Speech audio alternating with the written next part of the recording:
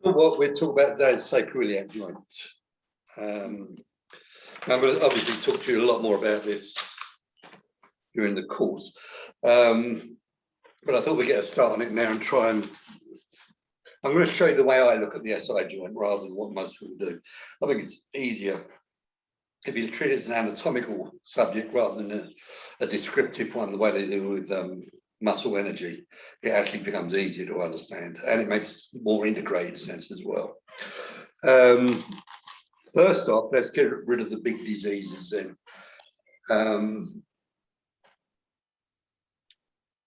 Hang on, I've got Natalie connecting. Hi, Natalie. Hi. So what I'm going to do is I'm going to talk about the SI joint. So let's get the big disease out of the way first. Systemic sacroiliitis. Don't mistake this for something simple, right? What you get here is a lot of pain. I mean, a lot of pain. It's often confined just to the buttock, but it can go down the leg as well. It's not that the sacroiliac joint is necessarily confined to the buttock, but sacroiliitis seems to be for some reason. But it can obviously go down the leg as well. What it doesn't do particularly is go into the back, sacroiliitis anyway, which is actually a fairly decent hallmark that this isn't microtraumatic arthritis. So if you haven't got lumbar pain and it's all over the buttock, regardless of whether it's come down the leg or not, but if you haven't got lumbar pain, there's a chance that this is sacroiliitis, and it is a systemic sacroiliitis, and that not microtraumatic caused by a lumbar problem. Anyway, severe pain, often confined just to the buttock, but can go down the leg. And if it goes down the leg, it can go anywhere within the dermatomes that supply it. So it can go down the front of the thigh, it can go down the back of the leg, it can even go into the foot. Don't get caught up on this idea that it stops at the knee. Generally, it doesn't go below the knee, but there's nothing to stop it going below the knee if it wants to, particularly with severe pain. So Jim, it would go all the way down the leg, but they wouldn't have it in the back necessarily? Yeah. Okay. Yeah. That's exactly right. Remembering that what you're looking at, Amal, you're looking at referred pain, and referred pain has nothing to do with the nerve. Right. All right. So this can go anywhere within those dermatomes, basically.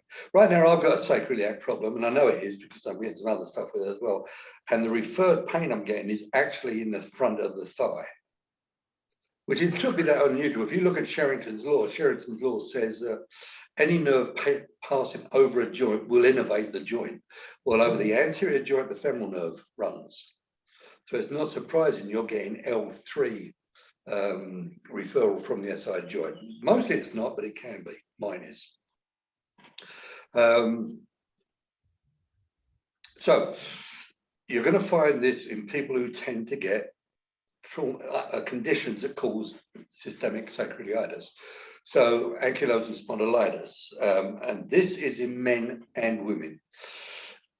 If you get it with another disease such as Reiter's or Crohn's disease, then the more common term for it medically is reactive arthritis. But it's pretty much the same as ankylosing spondylitis. You get the same HLA-B27 test, the antigen is positive for both of them, and so on. So it basically is sacroiliitis. But of course, going well, that will be the other signs and symptoms of Reiter's and Crohn's disease, and we can talk about those at another time. So sacroiliitis will give you a positive Fordins test. We've talked about that before, I think, haven't we? So you will get a positive Fordins. They'll usually have trouble at night. This is any sacroiliitis, whether it's traumatic or systemic arthritis. They'll often get pain at night, and it's generally when they're turning in bed. In fact, that's not pathognomic exactly, but it's close to being pathognomic for sacroiliac joint problems. And they get a very sharp stab of pain, followed by some aching and difficulty in getting back to sleep again. Often they're like laying down on a mattress on the floor rather than a softer bed. I had a friend of mine here woman, she was about 50 at the time, and she was asking me about it, and she detailed it exactly. So I said, okay, you need to go and see your doctor. I said, basically, you've got sacroiliitis. Do you have any of these signs? I asked about Crohn's, and she didn't. So I said, either way, like, you need to get this, you need a blood test done and everything else. She said, can it be manipulated? I said, yeah, but I mean, the problem is, if it's not a traumatic arthritis and it is a systemic arthritis, you're going to be much, much worse after doing that. Go spend the time, go and get the blood test done, rule it out, and then see about getting it manipulated. She did. She went to see a chiropractor who got rid of the pain. So it was a traumatic sacroiliitis caused by a sacroiliac subluxation. But the risk isn't there for me. I'm not going to take that sort of risk. Nobody's paying me to take it to start with. Even if they did, they probably couldn't pay me enough, unless it was enough for me to retire. And this is a friend anyway. So all of those reasons, I wouldn't manipulate somebody like that. So it's just not worth it. This is my $20 rule. Is it worth $20? So get the sacroiliitis out of the way. The other symptoms that may begin with this, go along with this: enthesitis, arthritis, gut problems, eye problems, urethral problems, and so on. So you start seeing these more widespread effects. You're looking at a collagenous disease there. Okay, if you're not seeing those, manipulating an inflamed SI joint, even if it's a benign inflammatory condition, you've got to be pretty good at what you're doing. You've got to be able to get it first time. Otherwise, you're going to cause them a lot of grief for maybe a considerable time. They're not going to be best pleased with you anyway. So this is one of my contraindications to manipulating the SI joint for new manipulative therapies: is don't do it if it looks inflamed. Okay. Once you've got more skill sets, then do it by all means. But you've got to be pretty good at what you're doing. The trouble is, if you don't manipulate it, it's difficult to get the inflammation down, because it's jammed up and you're stressing it every time you take a step on it. And it's difficult to get that down without getting it moving again. So refer it to somebody who's been doing this for a while would be my suggestion. Okay. So let's have a look at this as far as, fractures is the other thing. Sudden traumas, falling onto your ass, onto your side, motor vehicle accidents, motorbike accidents, everything else. You can put a large fracture in, which is not going to be your problem. These people are not going to turn up at your clinic complaining about SI joint pain. But small fractures can do, particularly intra-articular ones. Tearing ligaments traumatically is actually rare, unless you tear the anterior ligament, which is relatively weak. You can tear those, in which case you'll get severe groin pain with referral down the leg. And then actually, what's his name's tests, Fodden's test is going to be negative, because their pain is going to be in the front of the groin, not the back of the groin. But you've got trauma. So the only other thing it could be is a traumatic inflammatory condition.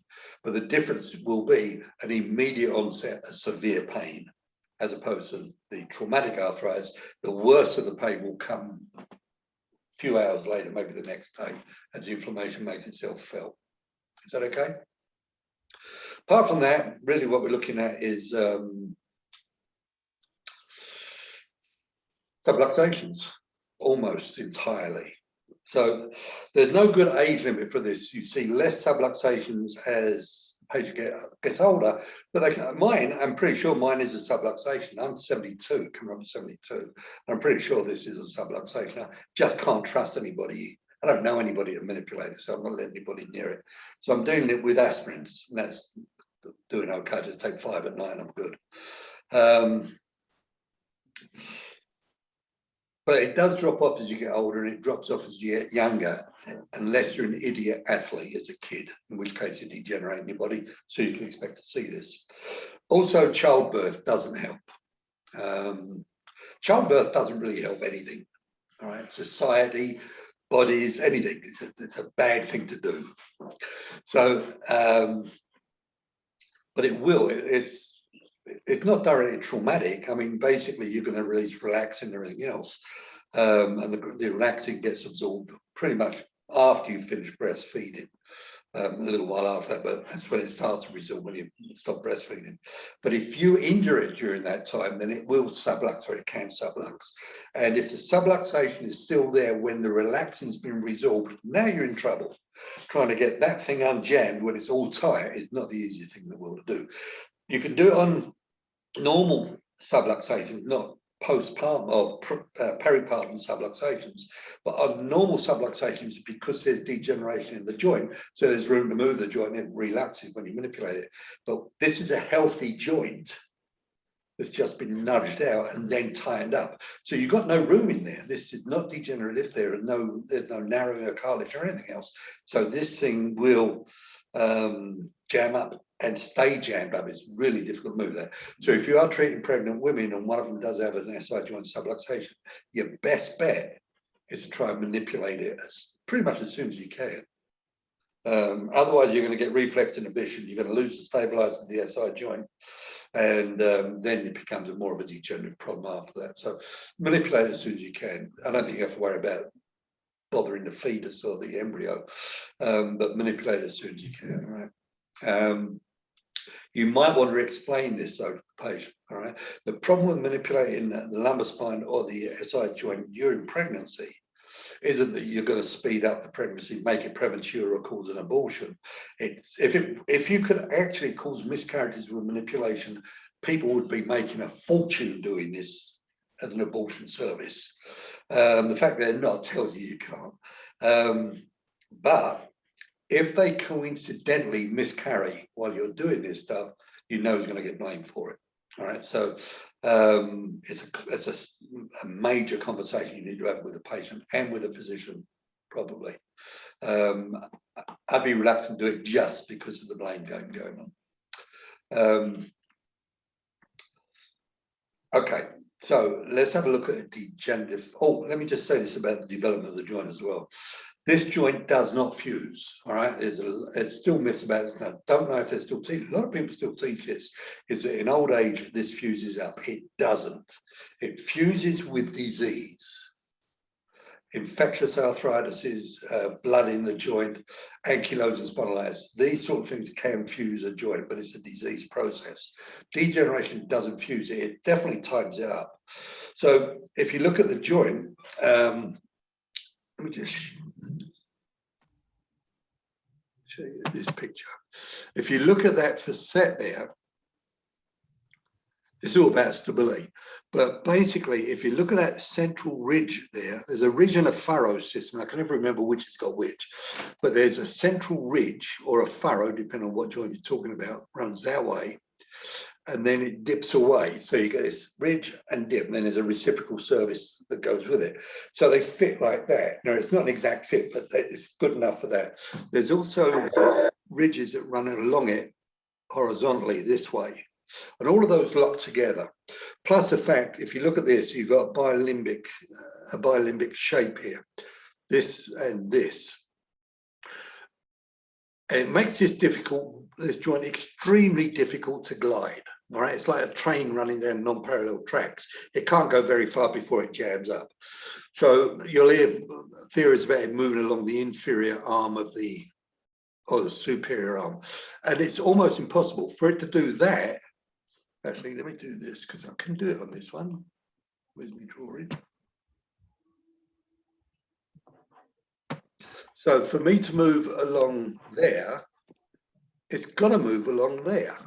And it ain't got very far to move along that one. If it's moving on that one, then it's got to move along that one as well. So this really doesn't work as a model of movement. It just can't. The whole thing here is so that you can stand up on your back legs and not have your arse hit the ground every time you do. All right, this holds you up. This isn't about the sacrum being wedged between the innominates. It bugs me when you keep. Have you heard about this? It's wedged in there so it can't move. It isn't. This is anterior. Look at it. This is all anterior. So if these two squeeze together, the sacrum will fall out. In fact, you've got very strong ligaments stopping it from forward flexing.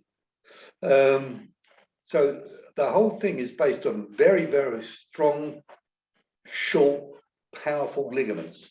these little intrinsic ones run along the front and along the back. I've got two fronts on here.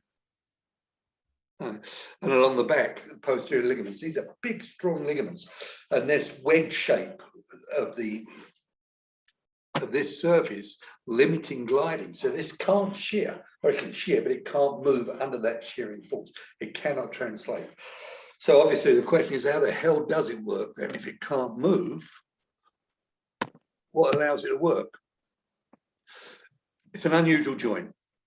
The innominate surface is actually not hyaline cartilage, it's fibrocartilage. While the sacral surface is hyaline. So when these two fit together and you put weight from it, squashes together, and it allows, when you move, either the leg moving or the trunk moving under load, these are squashed together, so it deforms that cartilage. So given that, this thing can do all sorts of movements. It can move up and down, forwards and backwards, diagonally, twisting movements. It can do almost any movement just by deforming that. It can't do a lot of it, but this is what allows the movement to occur, that deformation of the fibrocartilage on the innominate. So it doesn't fuse. What it can do is a condition called synostosis. As you get older, these ridges, the furrows and the ridges and the horizontal ridges get bigger. They become more prominent, while the hyaline cartilage gets thinner and thinner, as hyaline cartilage does in degeneration. So what you're losing in hyaline cartilage, you're making up for more prominent ridges. So this gets stiffer, the ligaments get stiffer as well. And in extreme age, you get a condition called synostosis. I'm not sure if that's universal or not, to be honest with you. And what it is, there is basically collagen fibers that go from one surface and span across the joint to the other surface. So now you've got this collagen in there as well, inside the articulation, holding this stuff together. So it doesn't fuse, but it does get stiffer and stiffer and more stable. So you see less of these in older people, young people, but there's nothing to say this can't occur in old people. Is that okay?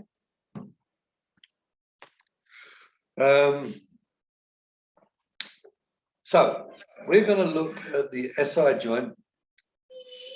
Avinashi, we're going to look at the SI joint as L6. Okay, nothing fancy about this. We're going to talk about it flexing, extending, both the innominate and the innominate and the sacrum.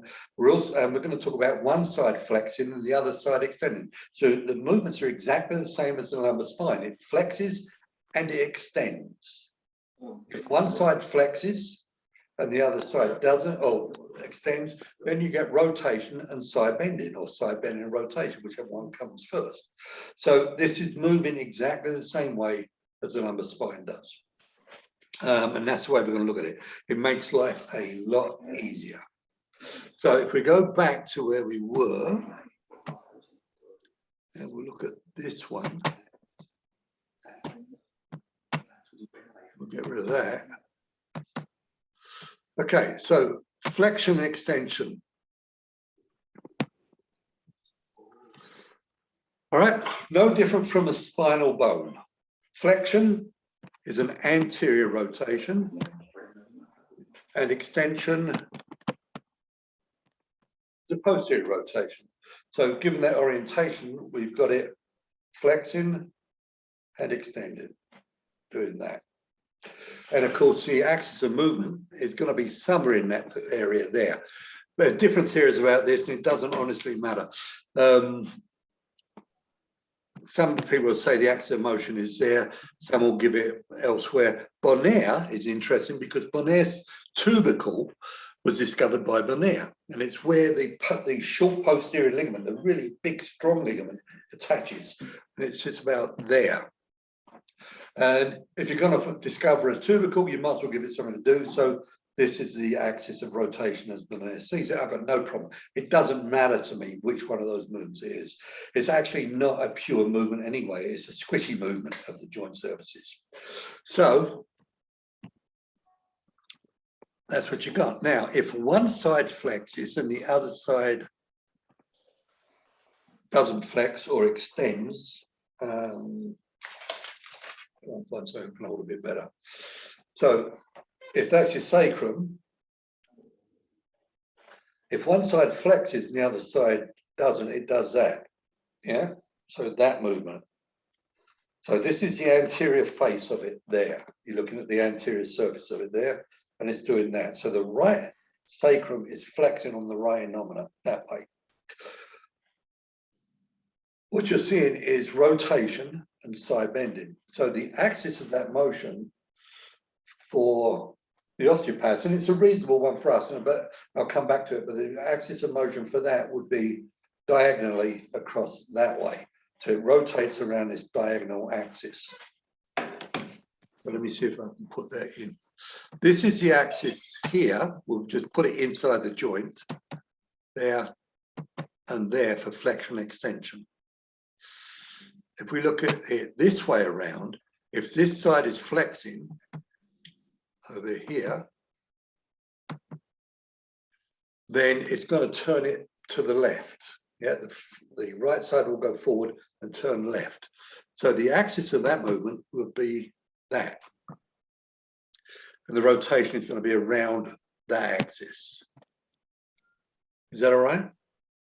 If the right side extends, then it's going to come backwards on the same axis. So there we are there. This is flexion. You're looking at the anterior face. There's flexion. And this would be extension. So the right joint flexing or extending would be on that left axis. So it's named after the top corner. So it's a left oblique. Sorry, I don't know why I did that. It's a left oblique axis. Okay. And on the other side, it will be a movement around the right oblique axis there and there. Flexion, extension. Is that all right? Which is fine, but it doesn't work like that normally. As I said, this is if the right side is moving and the left side is not, but there's no reason to suppose that happens normally, none at all. So much more likely is that it will do, if this side's moving forward, the other side will be moving back. So it's going to be doing this type of thing. So it may go forward a bit, it may come back a bit when it's going that way, but it depends on where your body weight is and your leg weight. So if I'm leaning backwards, when I rotate into extension, it's going to be doing that. If I flex as I'm coming into extension, my body is going into flexion, or the movement's coming from my leg, it will be going forwards as I go down. So a lot of this is dependent on what your legs are doing and what your trunk is doing. In fact, if you do this, well, we will do this in the class.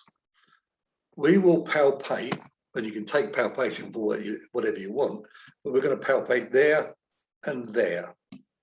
Okay, and we're going to palpate there and there, and have the patient sitting down and then turn them. So if you rotate them to the left, we're going to feel what the underlying bone does. Now, what you're told is that you cannot have a vertical axis. And the reason you can't have it is because the innominates stop that from occurring. The innominates not moving will stop that vertical axis from living, basically. So you can't do that. So there is no vertical rotation of the sacrum. What's interesting though, excuse me, if you palpate this spot and that spot together, if you rotate the patient to the left, you'll feel this one move forwards, not up, but forwards. Sorry, I don't know if I can draw that any better. It's going forwards, and this one is coming backwards. So what you're actually feeling is, if I'm on the back of it, feeling this thing move, as I turn them to the left, this one goes forward, this one comes back. So in my mind, that's what's happening. It's the only thing it can be. If that's moving forward and this is coming back, the only way that can be happening is I'm rotating around a vertical axis. Is that okay? If you also do the same movement, rotate to the left, you palpate the PSIS on the innominates. As you do that, the right one will go up and the left one will come down. So the innominates are actually doing this. They're moving forwards and backwards as you rotate. So the reason that you can have this axis is because the innominants are getting the hell out of the way. So it allows the sacrum to rotate around that vertical axis. But it's difficult to argue anything else when you're actually feeling this happen. Now, you can argue that I can't feel the movement of the sacrum. That's fine. You can argue that if you want to. But this is the basis of what we're doing. And when we use it this way, it seems to work quite well. Because we're looking at movement testing here. But we can do the same thing with position testing. But I don't really want to talk about that. What are you doing to examine the pelvis? Are you doing movement testing, position testing? What are you doing?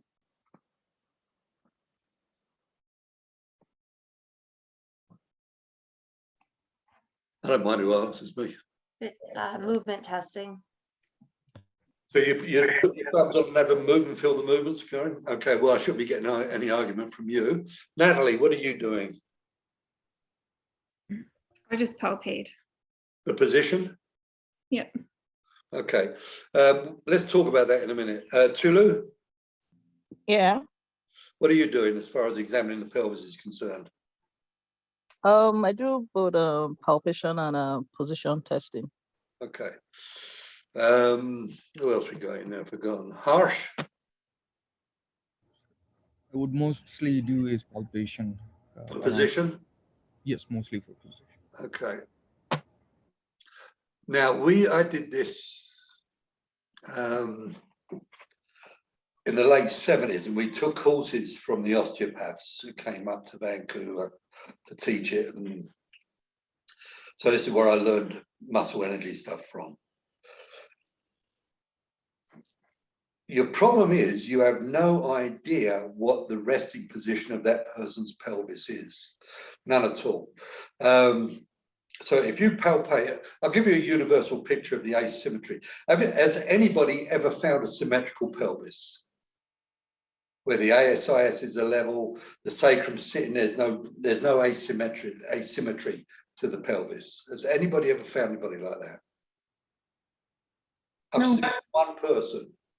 And they were in so much pain in the SI joint, it wasn't true. Manipulated it, got rid of the pain, and their asymmetry came back. I can pretty much predict what you find usually. It's an anteriorly rotated innominate, posteriorly rotated right innominate, posteriorly rotated left innominate, a left on left. The left sacral sulcus is deeper than the right one. So it's rotated, it's rotated to the left, it's deeper on the right, it's rotated to the left around a left oblique axis. And that's going to be fairly universal in all your patients, whether they're painful or not. Is that a reasonable description of what you got? So if we're doing that and you find an anteriorly rotated innominate, your question is it over-rotated, under-rotated, or rotated just enough? Because you cannot compare this to the other side. Yeah? Has anybody got an argument with that?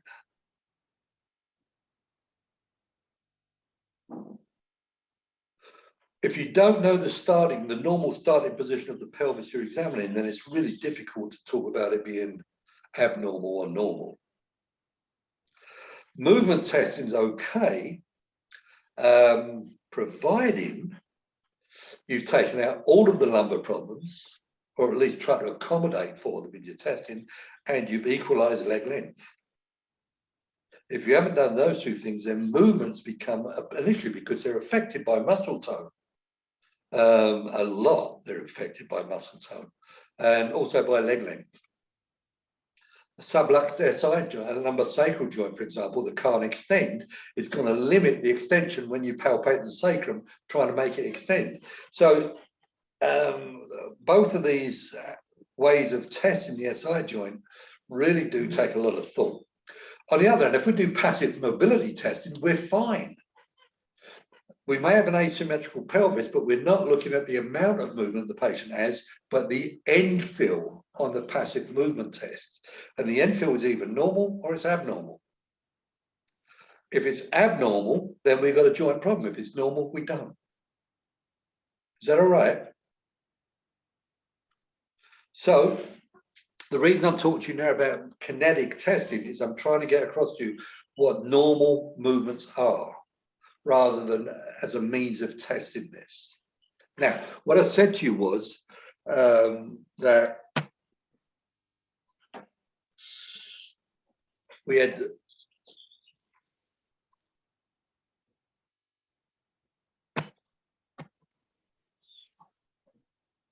had this going on, I think.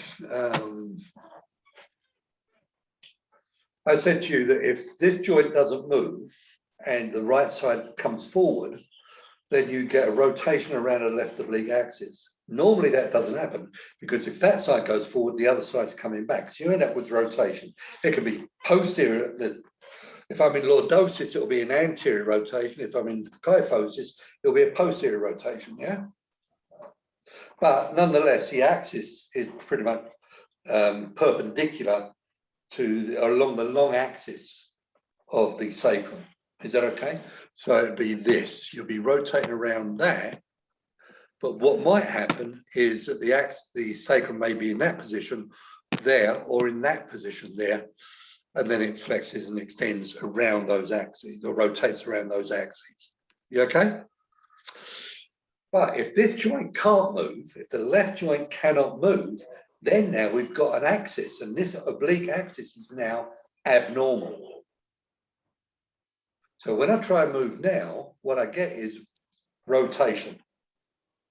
It's a rotation around an abnormal left oblique axis there. If I try to extend it, I get a rotation around an abnormal left oblique axis, but backwards. So this will be a forward flexion on the left oblique, and this will be a backward extension around a left oblique axis. But that's because this joint is hypomobile, or at least more hypomobile than that one. So if this was a normal joint and this one was hypermobile, what would happen with flexion? You go forward, it would catch when it's supposed to catch and keep on rotating in the hypermobile joint. Is that all right? The thing is, though, the amount of movement available in this joint, trying to pick up hypermobility is almost impossible. Is that all right? You might be able to pick it up through the end field, but that's it. You'll never pick it up through the movement. We good? So rather than rely on feeling for position and feeling for movements, what we're going to do is apply passive movements to it. Now we can do it directly on the sacrum. So let's take this one. If I push on here, on this corner, there, you're in the back of the sacrum is, so if I'm pushing on the back of the right corner, I'm flexing the right joint. Yeah. Now, what I should get is a normal end field when I do that. Yeah. If it's mobile. If I now push on the left joint and that's hypomobile, it won't move. I'll get an abnormal end field on it. Really as simple as that. This side on passive testing cannot flex. It's a flexion hypomobility. Doesn't come any easier than that. It really doesn't. It's very straightforward. If I push on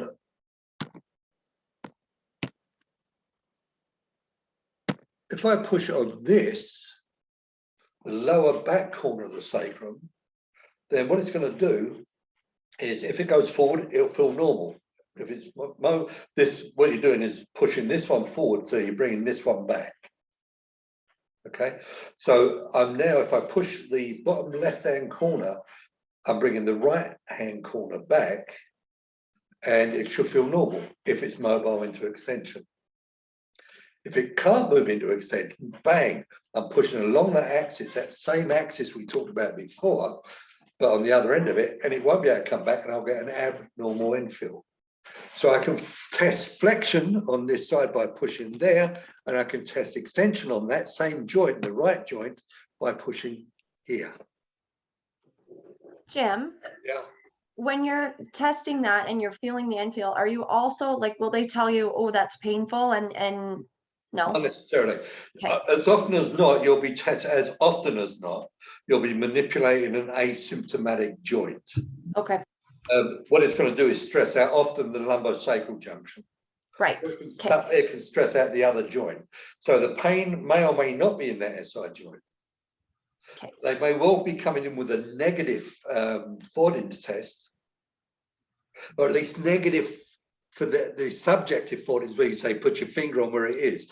But if I palpate that joint, rub it into the sacral sulcus, almost always that's going to be painful. I think I've only ever seen one that wasn't tender when I did it.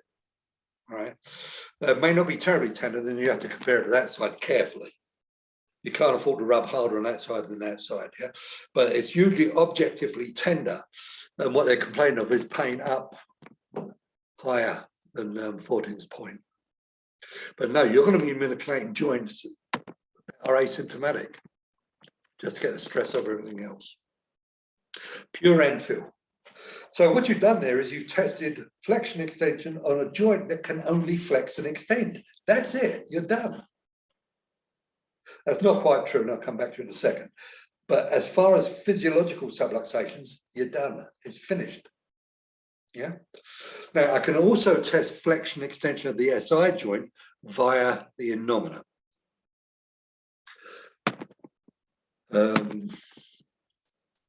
So if I push upwards on that ASIS and downwards on that ASIS, I stabilize the sacrum. Yeah. It's got to, as if I'm pushing one up, one backwards and one forwards, then the thing in the middle is not going to move very much. This saves you out trying to stabilize the sacrum. What you do is don't really need to. But what I'm going to do is not push this forward. I'm going to fix that one and test that one. Now, this is where it gets a little tricky. This is biomechanics now. So we said that this movement is flexion. Now, the SI joint is a mixture. It's a pain in the arse joint. It's a bit like the costal joints. This is a mixture of a sacral joint, of a vertebral joint, the sacrum, a vertebral bone, the sacrum, and a peripheral joint, the innomina. Phylogenetically, the innomina is a leg bone, comes off of the fish fin, the puboischium, and the sacrum is fused lumbar vertebra. So nomenclature gets a bit difficult, but it still works for us. If that's flexion, yeah, then as far as the innomina is concerned, which I'll draw the innomina there, that's the same movement as the innomina moving back, isn't it? So this is the sacrum, that end. This is the innomina, the other end. So if that's moving back, it's no different from the innomina. Sorry, if that's moving forward, the same moving forward, it's no different from the innomina moving backwards. Is that okay? Do you all see it okay? So flexion of the sacrum, any bone, any vertebral bone is flexion, isn't it? Anterior rotation is flexion. So that movement there is exactly the same as that movement. Yeah, the relationship between the two bones. Now, actually anywhere, flexion is a movement towards the fetal position. Extension is a movement away from the fetal position. Is that okay? I don't think you're going to find any examples where that's not true. So it's that and that, isn't it? It's flexion of the spine, flexion of the hips. So when I flex the hip up, the innomina moves backwards and the sacrum moves forwards. That's the fetal position. So flexion of the innomina, let me, I've got the wrong picture of the innomina, but flexion of the innomina is actually a posterior rotation. An extension of the innomina is an anterior rotation. Now it's counterintuitive until you actually think about it. if we look at this and go a bit further down with it and not think about the SI joint now, but the innominate movement on the hip, yeah?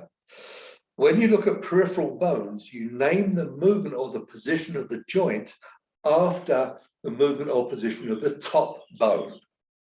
Sorry, the bottom bone. Didn't you? So ulnar-humeral flexion is flexion of the ulna, or it can be extension of the humerus. Yeah, at the elbow. Oh, you can't see what I'm doing, okay. But basically, I can either flex the elbow or I can fix the ulna and flex the humerus under the ulna, and they both end up with elbow flexion. This is the same thing. If I extend the innomina on the femur, which is fixed, bend forwards, for example,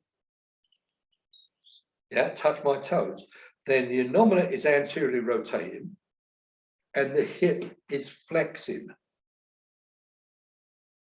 Yes? Now, we name it after the inferior bone, regardless of where the inferior bone is or if it's even moving. So if the hip is flexing, the femur is flexing, because we name the joint movement after the distal bone. If the femur's flexing, then the innomina must be extended.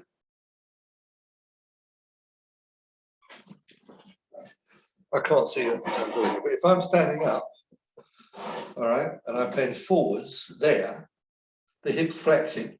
The innomina is rotating anteriorly, isn't it? Yeah. So if this is going forwards, the hip is flexing. Yeah. The femur then must be flexing, or at least flexed. By logic, if the joint movement is based on the inferior movement or position of the bone, the inferior bone, then if the hip is flexed, then the femur must be flexed. Just by terminology. So, anterior rotation of the innomina is extension of the innomina. This is an osteokinematic term. And posterior rotation of the innomina is flexion of the innomina. Again, it's an osteokinematic term. Are you good with this so far? Now, it works really well with the sacroiliac joint. Watch. Sacrum, innomina. I'll do that, see if you can see it better. Is that all right? So the fist is the sacrum. Now, this is flexion. I'm looking at the posterior aspect of both bones. This is flexion of the innomina, posterior rotation. This position is exactly the same as that position, which is flexion of the sacrum. So flexion of the innomina is flexion of the SI joint, because sacral flexion is also flexion of the SI joint. So both bones are flexing. Now you can have this because this joint is neither a peripheral joint nor is it a spinal joint. The joint is made up of a spinal bone, the sacrum, and a peripheral bone, the innomina. So basically the language rules have gone out the window. But fortunately for all of us, the same movement, flexion, is exactly the same as the sacrum. They're in opposite directions, but one's a sacral bone, one's a vertebral bone, and one's not. But between them, they both flex. Therefore, the SI joint is also flexing. Yes or no? We're going to do this again, but it'd be nice to get some sort of feeling for whether or not you're with this. It's not an easy concept. It really isn't. It actually is. It's just, it's counterintuitive a little bit, and you think about it. So if and you're also not used to thinking this in certain terms. If I lordoze my spine, and I can keep the innominate still, all right, what movement is the sacrum doing when I lordoze? Well, actually, it doesn't really matter whether it's the pelvis is moving or not. But if I lordoze my spine and the sacrum goes with the spine, what movement is the sacrum doing? Flexion or extension? Flexion. Okay. Bola? Extension. Ash? Extension to me, lordosis. Oh, no, it's flexion. I changed my mind. Ash, what do you think? Yeah, it's flexion. Okay, Tulu Flexion. and Amal. Flexion. Natalie, thank you. Amal? Flexion. Yeah, it's flexion, isn't it? But you automatically don't think of it that way. And the reason you don't think of it that way is if I lordoze, I'm extending the lumbosacral junction. So you've got to be thinking in terms of bones now. This is osteokinematics, not arthrokinematics. So it's all about the bone. Now, what's happening at the sacroiliac joint if there's no movement occurring at the innominate?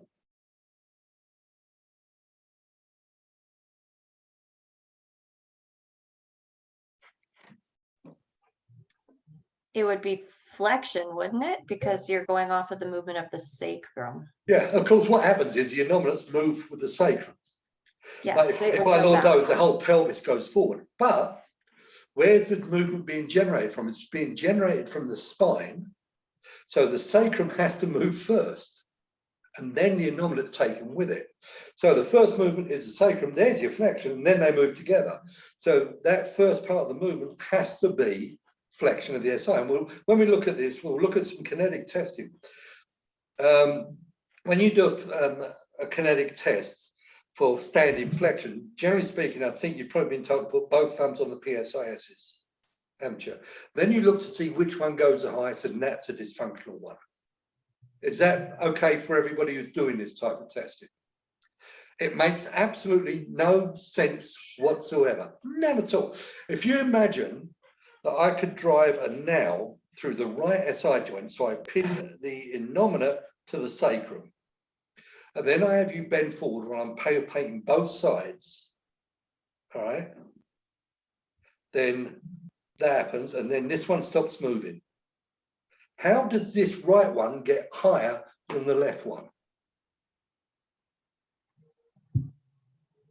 They're fused together. How can it go higher than the left one if it's hypomobile?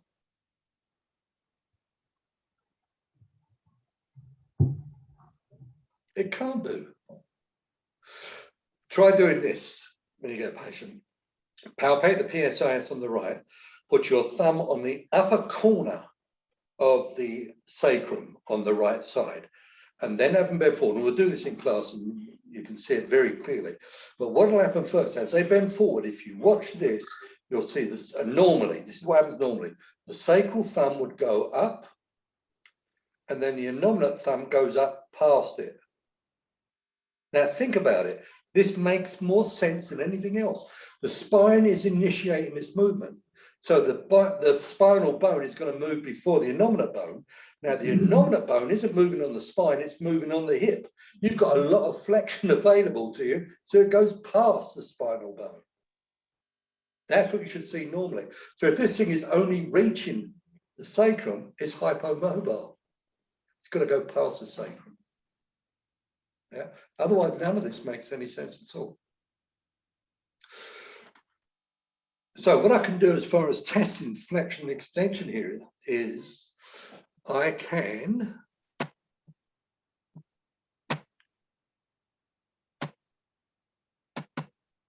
basically do this again. I've done it once, I'll do it again.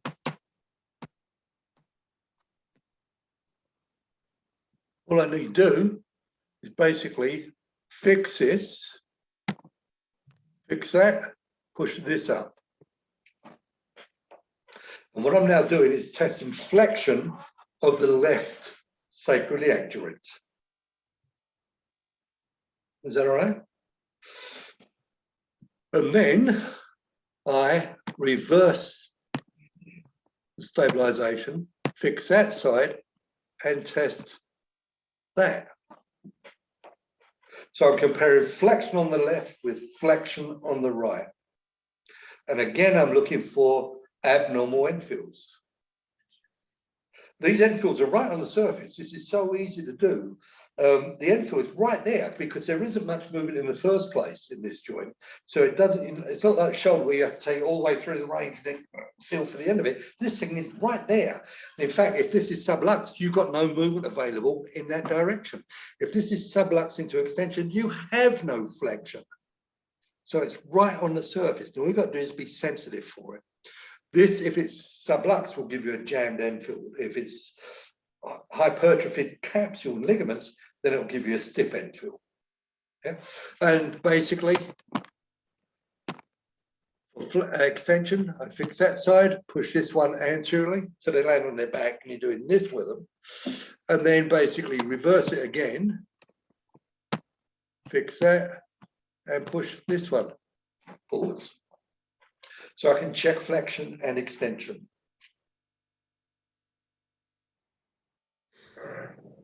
And that in a nutshell is it. Jim, when you're checking, sorry, Jim, when you're checking extension Yeah. on one side, would they be in prone line or supine? Supine. Supine, and you're Yeah. pushing on top of the Yeah, above and below the ASISs. above and below the ASI. Yeah.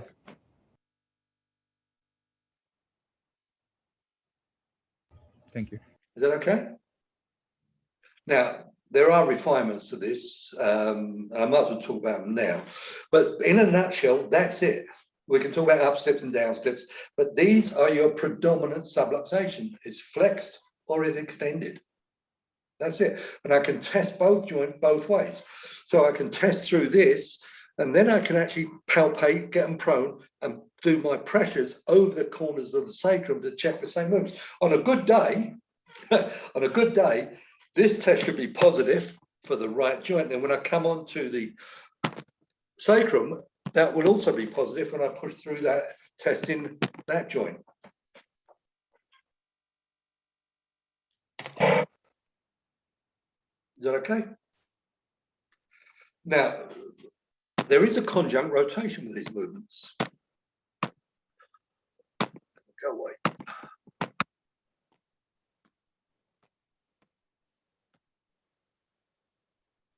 There is a conjunct rotation with these movements.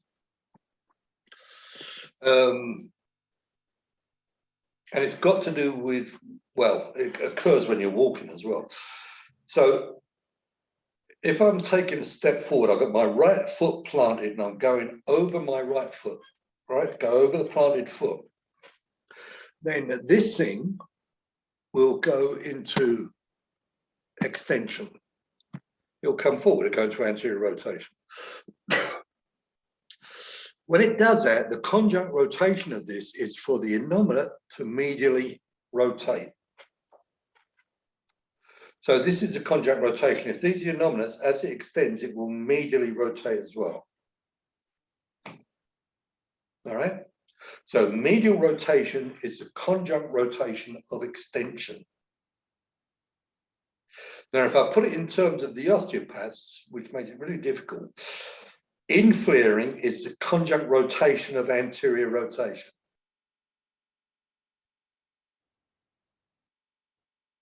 You're right to look a bit baffled there, Bola. Years ago, I was teaching, this is in Victoria, I was teaching a muscle energy course with Diane Lee. This is very early on in things. I mean, this is 1980 maybe. And it gives you some idea of how old Diane Lee is. I said to her, why don't we try teaching this in anatomical terms instead of using osteopathic terms? I said, all right, see what happens. And everybody was fine with it. It was talking about flexion, extension, except for us. Like, we was having trouble with it. But we soldiered on, we got stuck with it. And everybody was fine with it, except one person. We really screwed them up because they'd done a muscle energy before. We totally screwed them up. But everybody else was absolutely just normal to them. And one of the students came over and she said, let me see if I understand this then. What you're saying is that medial rotation is the conjunct rotation of the extension of the innominate. And I went, what? She said, medial rotation is extension of anterior rotation of the innominate. I went, what the hell are we talking about? So she said, am I wrong? I said, no, say it again. So she said it again. I went, Diane, come here, tell her. Diane went, what? The girl had it. I mean, this student had it. We didn't. It took us a while to figure that she was right. But it's using anatomical terms. We couldn't do it because it wasn't the way we were thinking. As soon as you think in normal anatomical terms, it's easy. So what I can do is I can double check a subluxation. I can do this. So if I'm thinking I've got an extension subluxation of the left innominate, I can fix this innominate here and see if I can push this one laterally, which will produce lateral rotation. Now, if I get the jammed end fill on this, I'm pretty damn sure that's what I've got. So I've got three factors that will tell me I'm right in this, although there are exceptions to this, I should say. I can double check my diagnosis that this is an extension subluxation of the left innominate by basically saying it's the left one. So this one is jammed by pushing that spot there. See if I can get it come back. So that's one way of checking it. But I can also see if I can do this one with it. Is that okay? So it gives me more checks. The problem you got is this one is fallible. And the reason is that we're talking about conjunct rotations for normal joints. This is a degenerative joint and there's no reason why the conjunct rotation should be normal. If it's jammed into extension, then you would expect it to be hypomobile and jammed, so it can't get out of lateral rotation. But it's a degenerate joint, so it does. The normal mechanics are not always applicable to degenerative joints, so it's not surprising. But one or other of these movements, one or other of them, should be positive. If neither of them are positive, then I should be questioning whether or not I actually have an extension subluxation here. Is that okay? But otherwise, this is fairly straightforward. I can check flexion and extension of the SI joint through the innominates, and I can check it through, through the sacrum. And there. Often, this test will be positive when the innominate test will be negative, or vice versa. I don't think this is about the type of subluxation at all. I think it's got to do with sensitivity. Sometimes it's easier to pick up the problem from the sacrum than it is from the innominate, and the reverse. Sometimes it's only possible to pick it up one way. I don't think it's got anything to do with all of the variable axes that are postulated for this. I think it's got more to do with just how sensitive your testing is for that particular patient. The osteopaths will hypothesize 3 axes for flexion and extension. Now, I have no idea why they've done that. There's no way you can do anything except for not even a hypothesis, because it's not testable. How do I test which one of these? One of them, and I can't remember which is which, one of them is for the sacrum moving on the innominate, one of them is for the innominate moving on the sacrum, and the other one's for the way it moves when you're breathing. Now, why do you need a different axis for each one of those, and how can you possibly do any experiment that would show you this axis? And does it change the way you test? It really doesn't. So this is one of the arguments. This one is positive if the subluxation is the innominate on the sacrum, the other one's positive if it's the sacrum on the innominate, but a joint is subluxed, so it's all a bit stupid. If you've only got one positive, you have to go with that positive. But these conjunct rotation should be in trouble. And if you can't find the conjunct rotation in hypomobile, at least in one of those 2 directions, then you should be debating whether or not you truly do have a subluxation. Is that okay? This, and I understand this is a lot to throw at you, but I don't care. Now, the other subluxation is a downslip, which is basically a caudal subluxation. So we come back here. So this would be a caudal subluxation of the innominate now, which you could argue is a cranial subluxation of the sacrum. But generally speaking, you talk about that. Or this can be a cranial subluxation, the upslip. Sorry, we'll go back to there. The upslip of the innominate, which would be the downslip of the Christ almighty. So no one's done that. So it's a downslip of the sacrum. So sorry, I've got these reversed. So it's an upslip and a downslip. The downslip is more commonly accepted because people will tell you can't have an upslip of a downslip of the sacrum because you walking on it will jar it loose, and that's not true at all. You see jam joints that you walk on all the time, and they don't relux when you walk on it. I don't think they're as common, but they do occur. I've seen them, and the manipulation's not easy to do. But you don't see many of them. And you don't see many downslips neither. So if we look at this again, how do I test for this? Well, all I have to do is fix the sacrum, which I can do by fixing, I should have the other way around, sorry.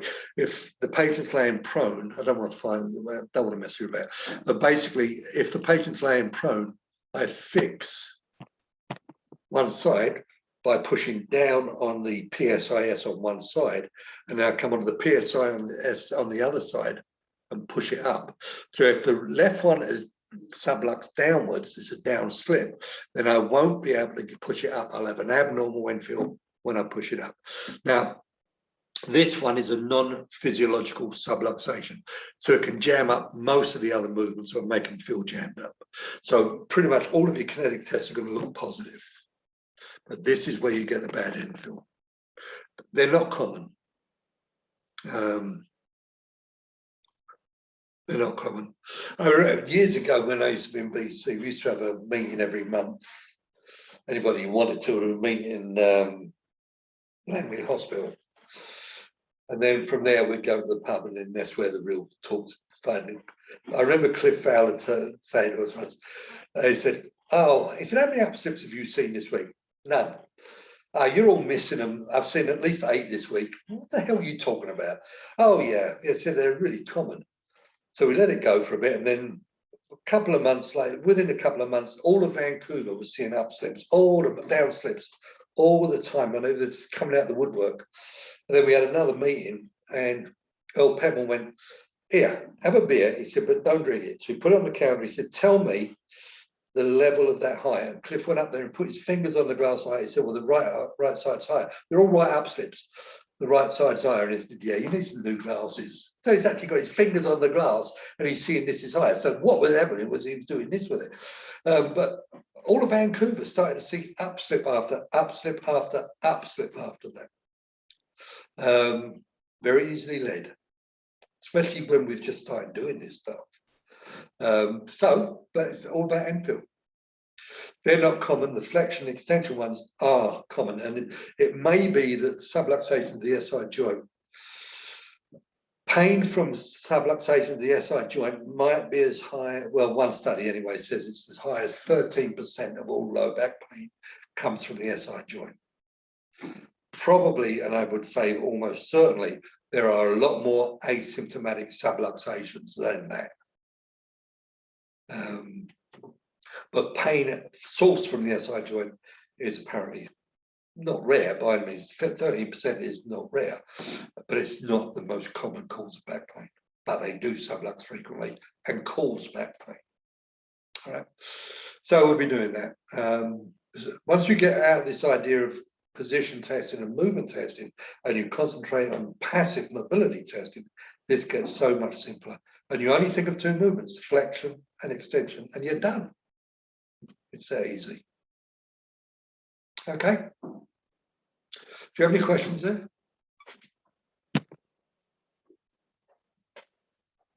Nope. All right. Okay, guys. think what we might do is talk next week about testing the lumbar spine as well. And those two are coming together. All right. You may have to remind me though. All righty. I'll see you next Sunday. Thanks, Jim. There's one